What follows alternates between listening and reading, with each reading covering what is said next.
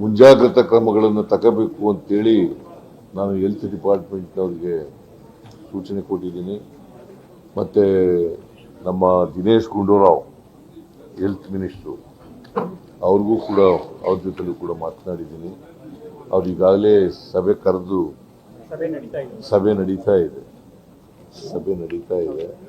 So ನಾವೆಲ್ಲ ಮುಂಜಾಗ್ರತಾ ಕ್ರಮಗಳನ್ನು ತಗೊಳ್ತೀವಿ. ಅದನ್ನು ತಡೆಗಟ್ಟಲಿಕ್ಕೆ ಏನೇನು ಬೇಕು ಎಲ್ಲ ಕ್ರಮಗಳನ್ನು ಕೂಡ ಆರೋಗ್ಯ ಇಲಾಖೆ ಮತ್ತು ವೈದ್ಯಕೀಯ ಶಿಕ್ಷಣ ಇಲಾಖೆ ಅವೆಲ್ಲ ಇಲಾಖೆಗಳು ತಗೊಳ್ತದೆ ಅಂತ ಮಾಡ್ತೇವೆ. ಯಾಕಂದರೆ ಈ ವೈರಸ್ಸು ಇಬ್ಬರು ಮಕ್ಕಳಲ್ಲಿ ಈಗಾಗಲೇ ಕಾಣಿಸ್ಕೊಂಡಿದೆ. ಅಂಥ ಅಪಾಯಕಾರಿ ವೈರಸ್ ಏನಲ್ಲ, ಆದರೂ ಕೂಡ ಮುಂಜಾಗ್ರತಾ ಕ್ರಮಗಳನ್ನು ರಾಜ್ಯ ಸರ್ಕಾರ ಏನೇನು ಬೇಕು ಅದಕ್ಕೆಲ್ಲ ಹೆಲ್ತ್ ಡಿಪಾರ್ಟ್ಮೆಂಟ್ ಅವ್ರು ಏನೇನು ಕೇಳ್ತಾರೆ ಅವೆಲ್ಲ ಒದಗಿಸ್ಕೊಡ್ತಕ್ಕಂಥ